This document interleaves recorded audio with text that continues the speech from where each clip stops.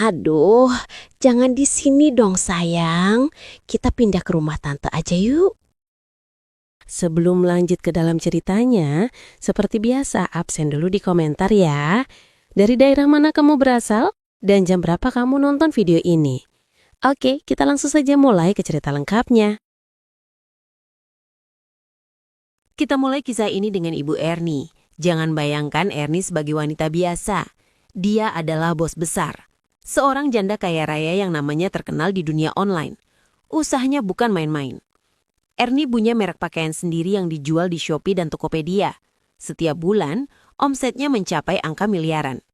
Uang sudah bukan masalah lagi baginya. Kekayaan ini datang setelah masa-masa sulit. Suaminya sudah lama sekali meninggalkan Ernie. Dia pergi bukan karena Ernie miskin, tapi karena ada wanita lain. Ini yang membuat Ernie sakit hati dan terluka. Ia merasa dirinya dulu dianggap tidak menarik. Tapi kini, setelah ia sukses dan kaya raya, Ernie punya cara sendiri untuk melupakan kepahitan itu. Meskipun hidup sendiri sebagai janda, Ernie tidak pernah merasa sepi. Sebaliknya, ia sangat menikmati kebebasan dan kekuasaannya. Ernie punya hobi bersenang-senang, dan itu selalu melibatkan pria. Bukan cuma satu, tapi lebih dari 3 pria siap menemani Ernie kapan saja ia mau. Mereka semua tahu betul posisi mereka. Aktivitas kesukaan Ernie adalah karaoke. Bagi Ernie, karaoke adalah tempat terbaik untuk membuang rasa penat dan membuktikan dirinya. Ia tidak tanggung-tanggung. Ernie selalu menyewa room paling mewah di tempat karaoke eksklusif. Biasanya, ia ditemani satu pria pilihan. Di dalam room yang tertutup itu, minuman selalu tersedia di meja. Minuman ini fungsinya sebagai pelumas, agar suasana tidak kaku dan semua orang bisa rileks. Malam itu Ernie ditemani seorang pria bernama Dika. Lampu temara menyinari wajah Ernie yang mulai memerah karena beberapa gelas sudah masuk ke tenggorokan. "Dika, coba kamu nyanyi lagu ini.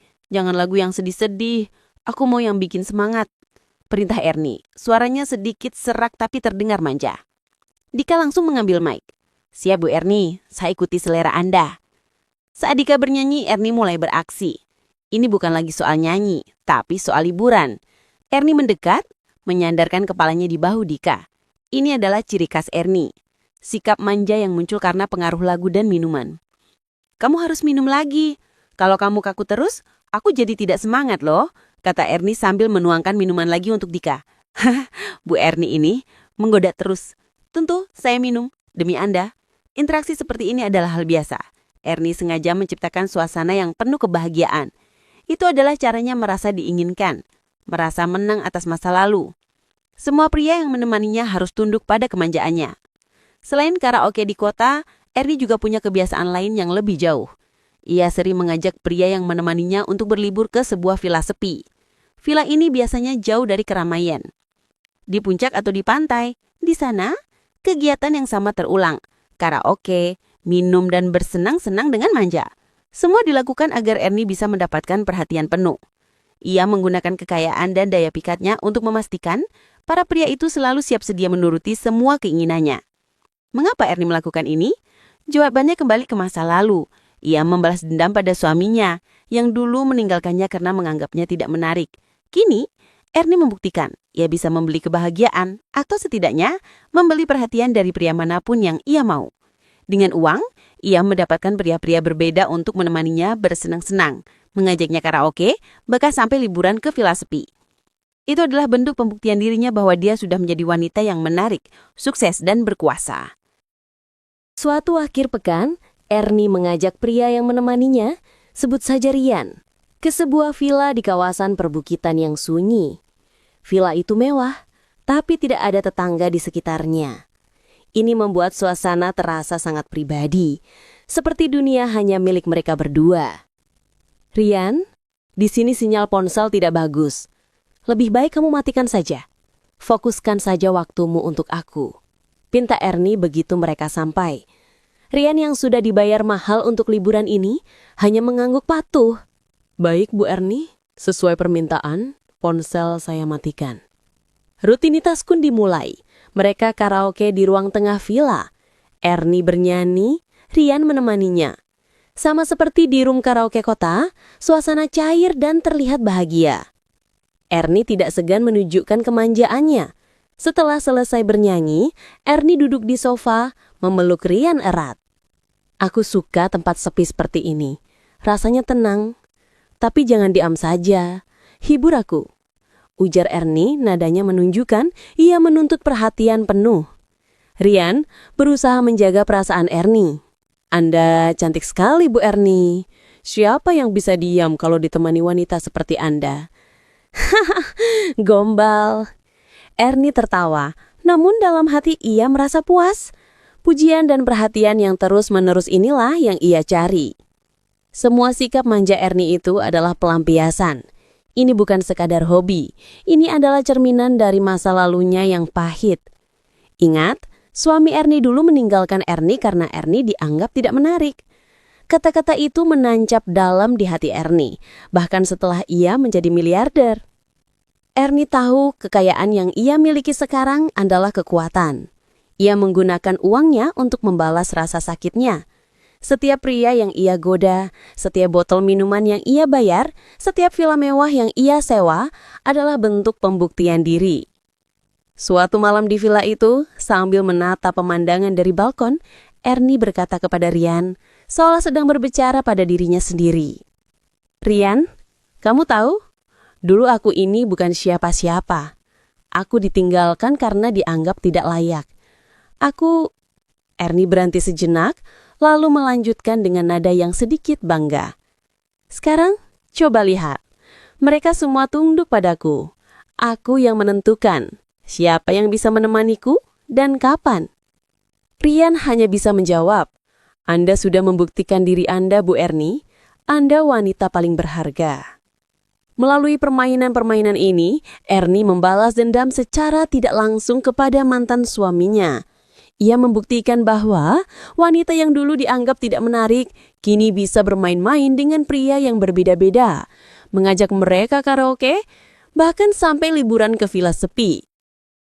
Setelah rutinitas pelarian di villa sepi berakhir, Ibu Ernie kembali ke kota. Meskipun sudah menghabiskan banyak waktu bersenang-senang, ada perasaan kosong yang tetap ia rasakan. Ernie memutuskan untuk menghabiskan waktu sendirian. Ia duduk di sebuah kafe premium, tempat yang biasa didatangi para pengusaha muda dan orang sukses. Sore itu, Ernie sedang menikmati minumannya saat pandangannya tertuju pada satu meja tidak jauh darinya. Di sana, baru saja datang seorang pemuda, namanya Alwi. Alwi datang sendirian dan tampak sedikit canggung di tempat mewah itu. Penampilan Alwi sederhana, jauh berbeda dari pria-pria yang biasa menemani Ernie. Ernie memperhatikan Alwi. Ada sesuatu yang berbeda dari pemuda ini, aura polos dan kesederhanaan yang menarik perhatian Ernie. Ernie mendapat informasi singkat bahwa Alwi ini masih perjaka. Sifat Alwi yang polos inilah yang membuat naluri Ernie tergelitik. Sepertinya, kali ini aku harus mencoba yang lebih menantang, batin Ernie sambil tersenyum tipis. Ernie yang sudah terbiasa mendapatkan apa yang ia mau, tidak membuang waktu. Ia menyusun rencana cepat. Ernie bangkit dari kursinya, berjalan mendekati meja Alwi. Permisi mas, sapa Ernie dengan nada yang dibuat lembut. Maaf mengganggu, tapi saya mau titip sebentar boleh? Alwi tampak kaget karena disapa wanita berkelas seperti Ernie. Iya Bu, ada apa? Saya mau ke toilet sebentar, saya khawatir barang saya hilang. Bisa tolong mas jaga sebentar?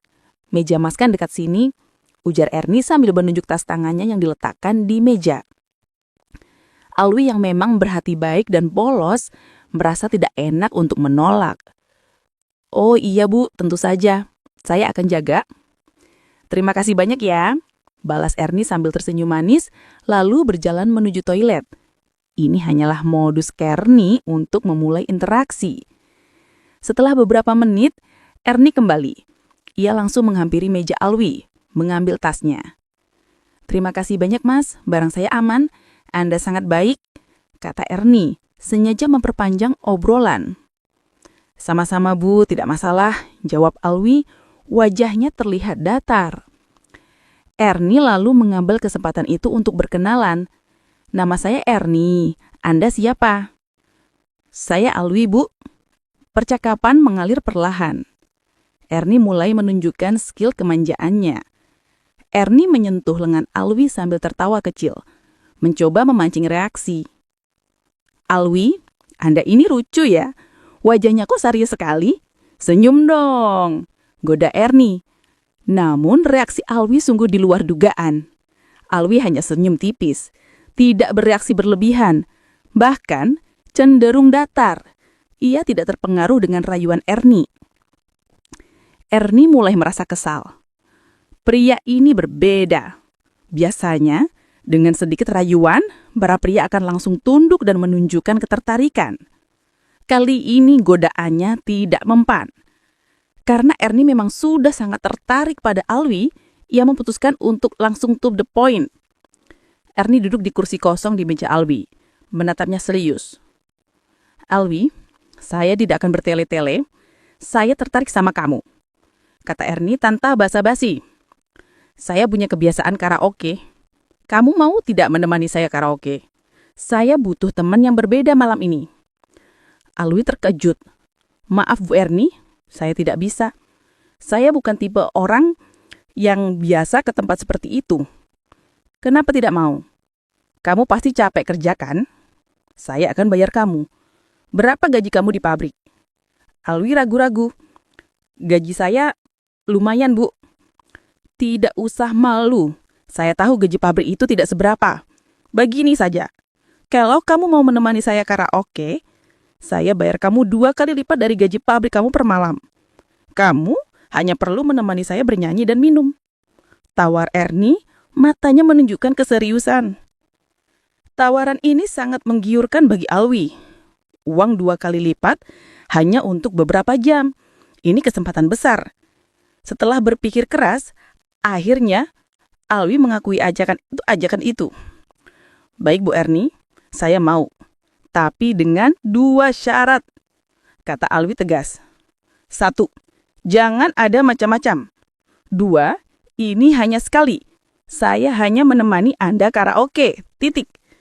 Ernie senyum puas. Kali ini senyumnya tulus. Misinya berhasil.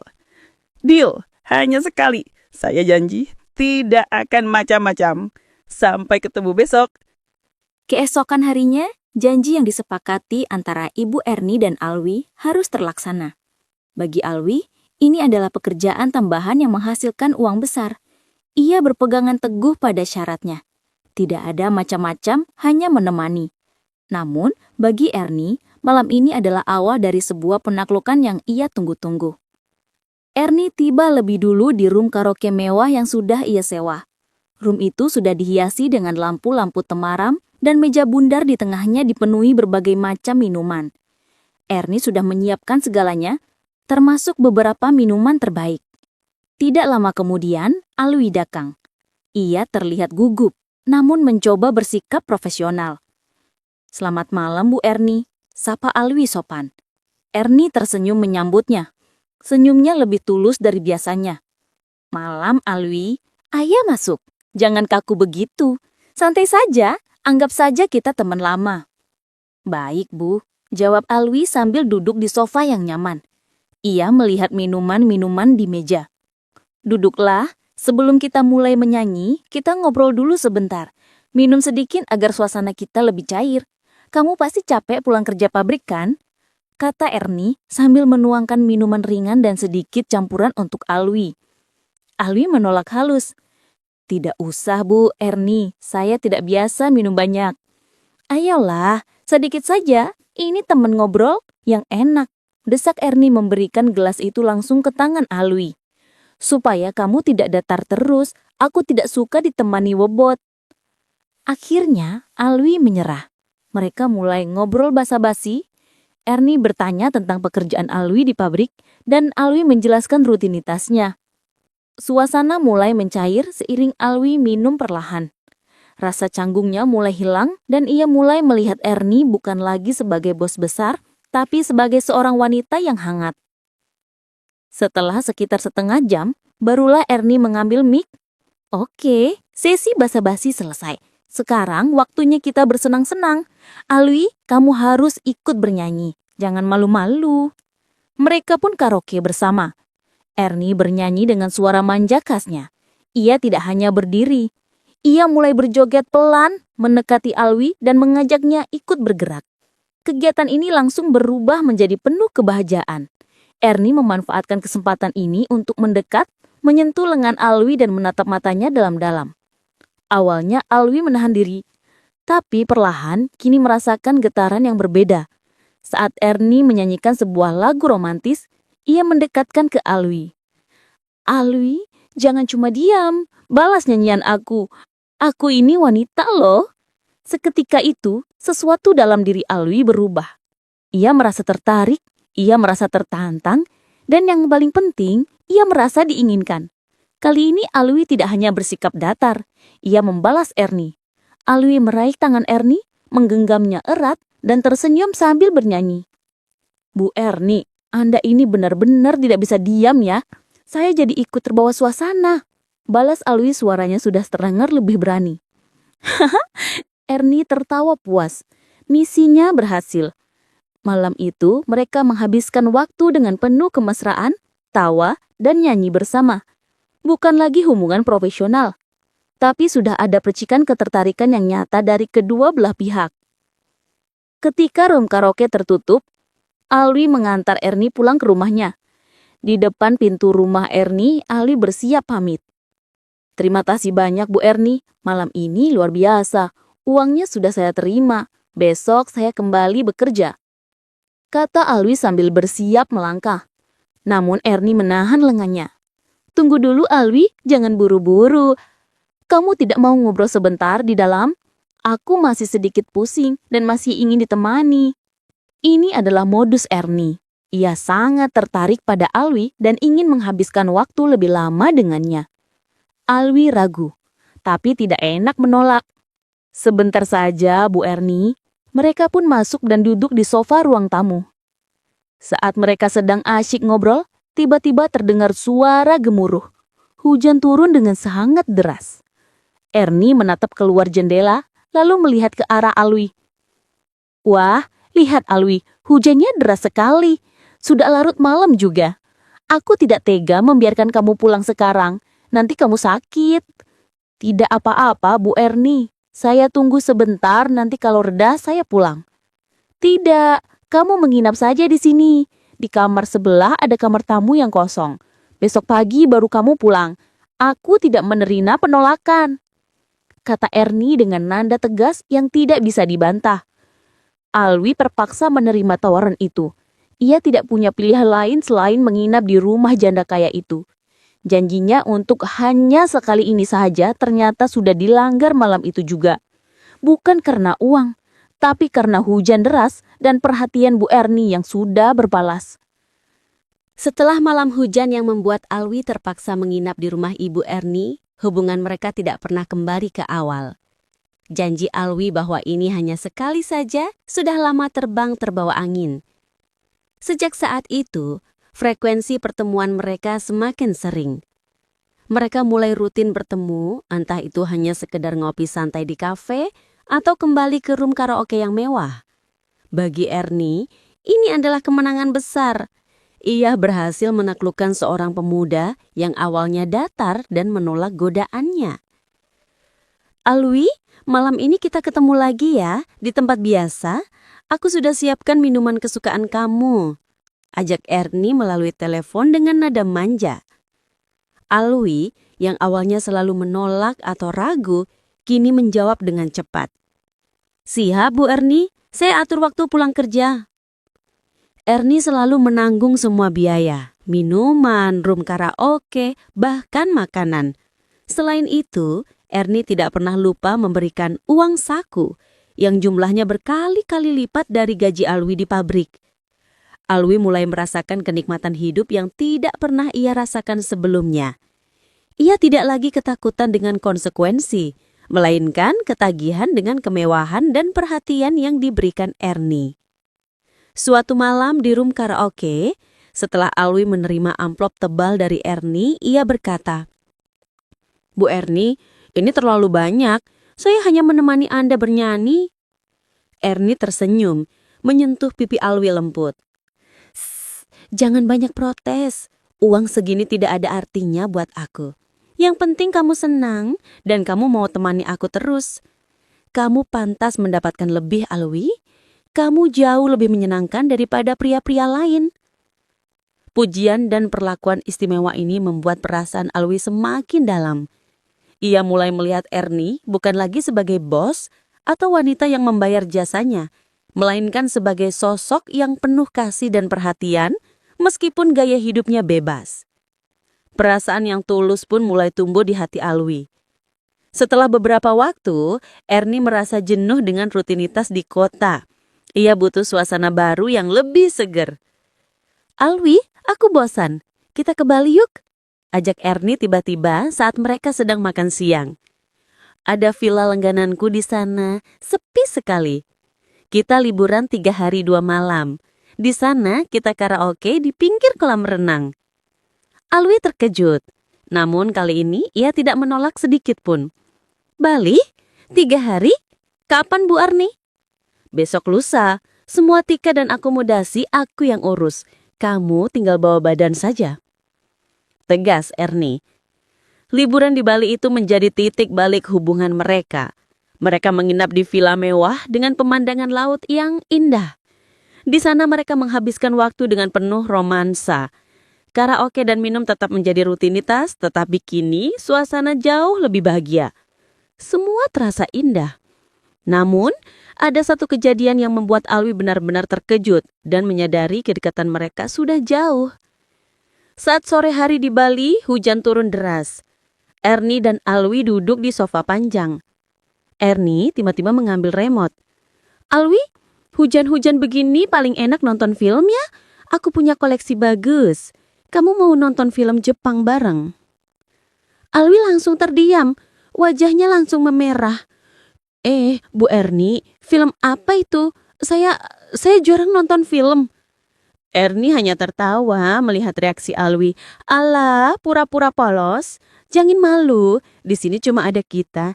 Anggap saja ini hiburan, biar kamu tahu bagaimana rasanya nonton film di Bali. Karena tidak bisa menolak dan karena ia memang sudah punya perasaan, Alwi hanya bisa pasrah. Ia pun menikmati tontonan film Jepang itu bersama Ernie di bawah suara hujan Bali yang deras. 3 hari 2 malam di Bali itu dihabiskan dengan penuh romantis. Mereka kembali ke Jakarta dengan perasaan yang jauh lebih kuat. Hubungan mereka kini bukan lagi sebatas janda kaya dan pria yang dibayar, melainkan 2 orang yang terikat secara emosional. Alwi, sang perjaka polos, telah sepenuhnya jatuh ke dalam pesona Ernie. Setelah kembali dari Bali, kedekatan Ibu Ernie dan Alwi semakin tidak terpisahkan. Mereka tidak lagi menyembunyikan hubungan mereka. Alwi sudah jarang sekali ke pabrik. Ia lebih sering menghabiskan waktu menemani Ernie, baik di kantor saat mengurus bisnis maupun di rumah. Ernie sangat menyukai keberadaan Alwi. Ia merasa hidupnya kini lengkap. Alwi, kamu tidak usah pulang ke kontrakanmu lagi. Barang-barangmu bawa saja ke sini. Tinggal saja di rumah ini bersamaku. Pinta Ernie suatu pagi saat mereka sarapan. Alwi tersenyum, hatinya senang mendengar permintaan itu. Serius Bu Ernie, memang tidak merepotkan. Kenapa harus repot? Rumah ini besar, aku malah senang ada yang menemani. Aku tidak mau lagi kesepian, aku ingin kamu selalu ada untukku. Jawab Ernie. Alwi akhirnya setuju. Ia resmi tinggal bersama Ernie. Hari-hari mereka dipenuhi kebahagiaan. Mereka seperti pasangan yang sedang dimabuk cinta. Alwi menemukan kenyamanan, sementara Ernie menemukan pembuktian diri setelah sakit hati bertahun-tahun. Namun, kebahagiaan ini tiba-tiba terusik. Suatu siang, saat Ernie dan Alwi sedang bekerja di ruang kerja Ernie, bel rumah berbunyi. Pembantu rumah tangga masuk dengan wajah bingung. Maaf Bu, ada bapak-bapak di depan. Katanya mau ketemu ibu. Wajahnya kurang terawat Bu, tapi dia memaksa masuk. Lapor pembantu itu. Ernie mengerutkan dahi. Siapa? Suruh saja pergi. Belum sempat pembantu itu kembali, tiba-tiba seorang pria yang tampak lusuh dan kurus sudah berdiri di ambang pintu ruangan.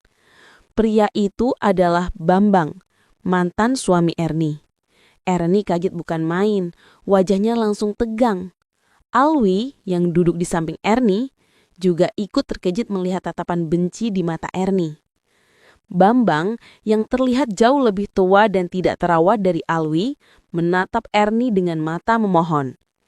Erni, aku datang nih, aku mau bicara sebentar.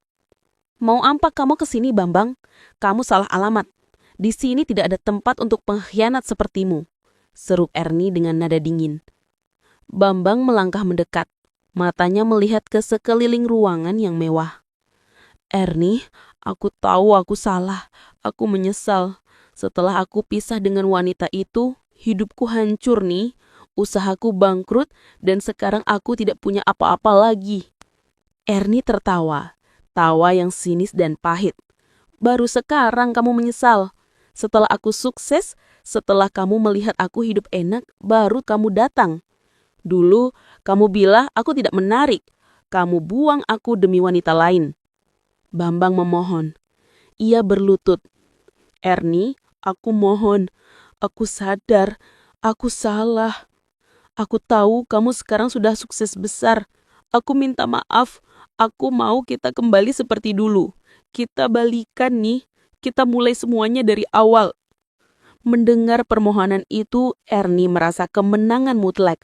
Momen yang ia tunggu-tunggu selama bertahun-tahun tiba.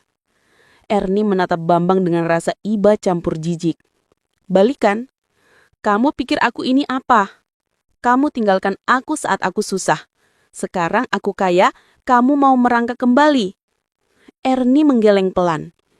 Erni berdiri, lalu menarik tangan Alwi yang duduk di sampingnya agar berdiri di sampingnya.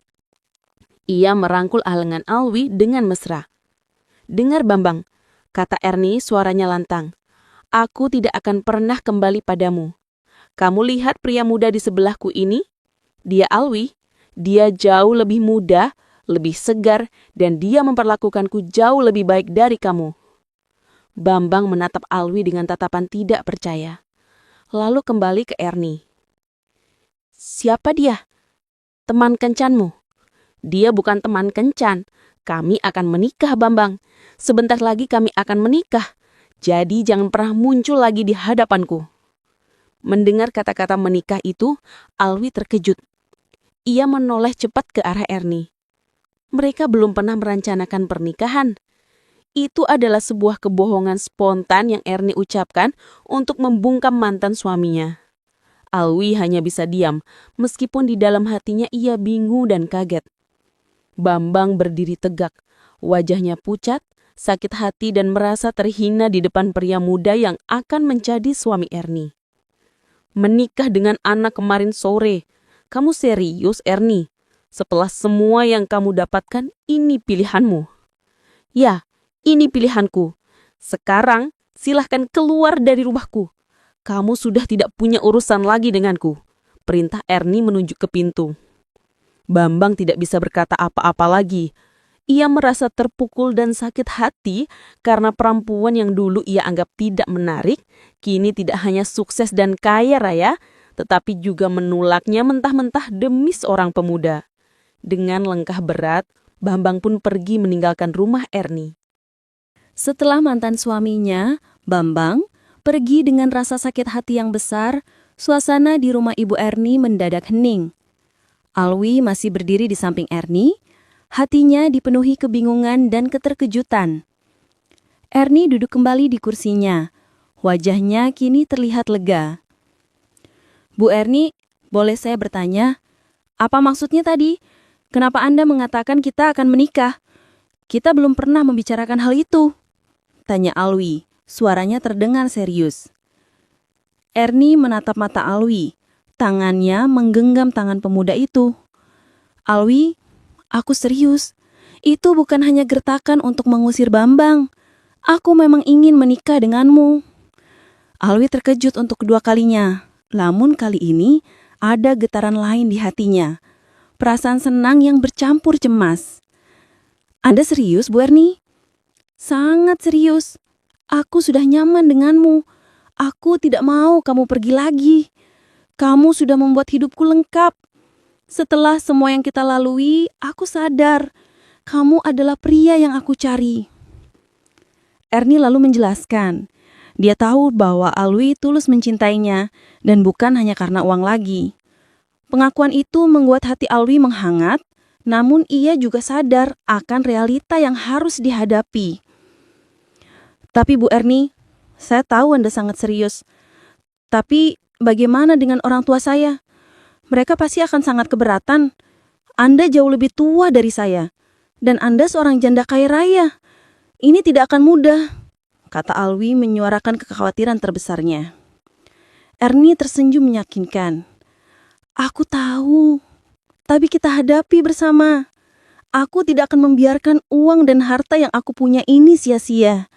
Aku akan buktikan pada mereka bahwa aku tulus mencintaimu. Dan aku bisa menjadi istri yang baik untukmu. Maka dimulailah drama baru yang tidak kalah pelik. Alwi membawa Erni bertemu dengan orang tuanya di kampung. Reaksi orang tua Alwi seperti yang sudah diperkirakan, sangat menolak. Mereka tidak setuju jika anak perjaka mereka menikah dengan wanita yang usianya jauh di atas. Apalagi seorang janda kaya raya yang mereka anggap bisa mempermainkan anak mereka. Alwi, kamu ini sudah gila. Kenapa kamu pilih wanita yang sudah jauh usianya dari kamu? Wanita yang sudah mapan sebegini pasti cuma mau main-main dengan anak muda sepertimu. Seru ayah Alwi saat itu dengan nada keras. Erni tetap tenang meskipun hatinya sakit mendengar tuduhan itu. Ia mengeluarkan semua kesabaran dan kebijaksanaannya. Erni tidak datang dengan kesombongan kekayaannya, melainkan dengan ketulusan. Bapak, Ibu, saya mengerti kekhawatiran Anda. Tapi saya bersumpah, saya tulus mencintai anak Anda. Saya akan membuat Alwi bahagia. Semua harta yang saya punya ini akan saya gunakan untuk kebahagiaan kami berdua. Dan jika Anda mengizinkan, untuk kebahagiaan Anda juga. Kata Erni penuh hormat. Selama berminggu-minggu Erni terus berjuang. Ia meyakinkan, membujuk, dan menunjukkan keseriusannya bukan melalui harta, melainkan melalui perlakuan baik. Akhirnya setelah melalui banyak perdebatan dan air mata, orang tua Alwi luluh. Restu itu akhirnya didapatkan. Cinta sejati Erni dan Alwi telah mengalahkan segala perbedaan, pandangan masyarakat, dan hambatan restu keluarga. Tak lama kemudian, Erni dan Alwi melangsungkan pernikahan. Pernikahan itu sederhana namun penuh makna, disaksikan oleh keluarga dan kerabat dekat. Dengan pernikahan itu, Ibu Erni telah mencapai kemenangan ganda yang mutlak. Pertama, ia membuktikan pada dunia dan terutama pada dirinya sendiri bahwa ia adalah wanita yang berhasil. Wanita yang dulu dianggap tidak menarik dan ditinggalkan oleh Bambang, kini telah menjadi pengusaha sukses dengan omset miliaran per bulan. Ini adalah balasan terbaik atas pengkhianatan yang ia terima bertahun-tahun lalu. Erni berhasil membalas sakit hati dengan bahagia dan membuktikan bahwa daya tarik sejati bukan hanya tentang usia atau penampilan, melainkan juga tentang kepercayaan diri dan kesuksesan.